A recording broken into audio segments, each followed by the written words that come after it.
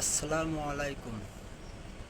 আমি কিছু কথা বলবো, কারো জীবনের সাথে যদি মিলে যায় দয়া করে ক্ষমার দৃষ্টিতে দেখবেন। একটি ছেলে একটি মেয়ের বাড়িতে গিয়েছে। ছেলেটির দেখা মেয়েটি জালানা ভাঙিয়া পলাইয়া যায়। পলানোর পরে ছেলেটি বুঝতে পারে না জালানা ভাঙি কে পলাইছে। তার কিছু সময় পরে আসে দুই গালে কালি মেখে ছেলেটির সামনে।